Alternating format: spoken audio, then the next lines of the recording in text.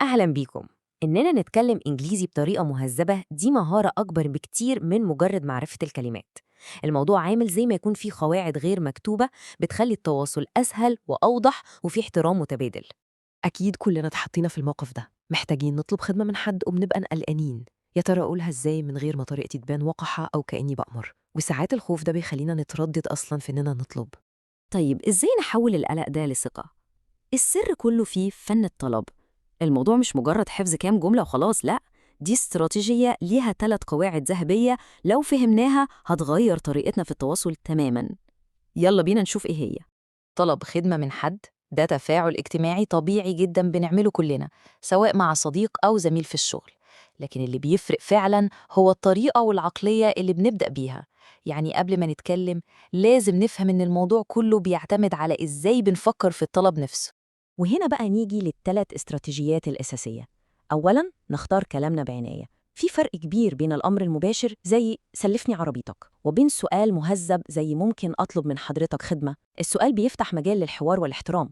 ثانياً نكون أشخاص لطيفة، يعني نقدر وقت ومجهود الشخص التاني. وأخيراً الموضوع أخذ وعطاء، يعني نرد الجميل وما نطلبش حاجات كتير، ولو حد رفض نتقبل الرفض ده بمنتهى الأدب.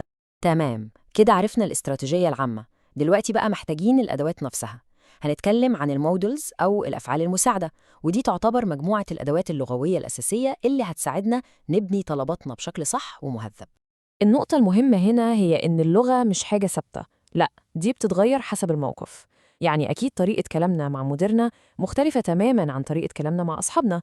الكلمات اللي بنختارها هي اللي بتحدد درجة الرسمية في الحوار.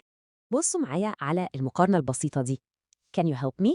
جملة عادية جدا ومناسبة بين الأصحاب، لكن لو غيرناها وخليناها Could you help me؟ هنا الجملة فوراً بقت مهدبة أكتر. دي بقى مناسبة أكتر مع ضيف أو عميل أو حتى المدير. تغيير بسيط في كلمة واحدة بيغير مستوى الأدب تماماً. النقطة دي بقى مهمة جداً. جملة Would you help me تعتبر مهذبة أكتر من Please help me. ممكن حد يسأل ليه؟ لأنها سؤال مش أمر. لما بنستخدم would إحنا بنقدم الطلب كاختيار مش كأمر واجب التنفيذ. ده بيدي للشخص اللي قدامنا مساحة إنه يرفض بأدب، وده في حد ذاته قمة الاحترام. فكروا في الجمل دي كأنها صندوق أدوات لغوي جاهز لأي موقف. عندنا حاجات أساسية زي Can I borrow؟ وحاجات متقدمة أكتر زي Would you mind if I borrowed؟ أو I was wondering if I could. كل واحدة ليها قوتها وجاهزة للاستخدام في أي وقت. طيب، إتقان فن الطلب ده جزء واحد من الصورة. الجزء التاني والمهم برضو هو إزاي نرد في المواقف الاجتماعية المختلفة، لأن الموضوع أكبر بكتير من مجرد أيوة أو لأ. لما نكون مش متفقين مع حد في الرأي، بدل ما نقول أنت غلط ودي جملة مباشرة وممكن تبان هجومية، ممكن نقول حاجة زي أنا مش متأكد قوي من الموضوع ده.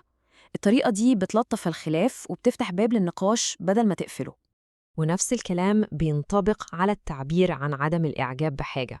كلمة hate أو أكره كلمة قوية جداً، فبدل ما نقول أنا بكره الملاكمة ممكن نقول أنا مش من أكبر المعجبين بالملاكمة. بنوصل نفس المعنى بس بطريقة ألطف وأقل حدة. حتى في قبول الدعوات في فن. كلمة أيوة لوحدها ممكن تبان مملة أو إن الشخص مش متحمس. جربوا تقولوا حاجة زي أكيد أحب جدا، دي هتبقى حاجة لطيفة قوي، شكرا على دعوتك. الرد ده بيوري حماس وتقدير وبيخلي اللي عزمنا يحس إننا مبسوطين فعلا. ودلوقتي نيجي للمسة الأخيرة اللي هتجمع كل اللي فات ده وتلمعه، وهي قوة الظروف أو الادفيربس. دي اللي بتدي كلامنا دقة واحترافية وبتخليه طبيعي أكتر. ببساطة شديدة، الظرف أو الادفيرب هو كلمة بتوصف الفعل، يعني بتجاوب على سؤال إزاي. هي بتوصف الطريقة اللي الفعل ده بيحصل بيها. ودي بقى من أشهر الأخطاء اللي ناس كتير بتقع فيها. ما ينفعش نقول he speaks English good. الصح هو he speaks English well. طب ليه؟ لأن good دي صفة بتوصف الاسم، لكن well هو الظرف اللي بيوصف إزاي هو بيتكلم. والجدول ده بيورينا أمثلة بسيطة عشان الفكرة تثبت.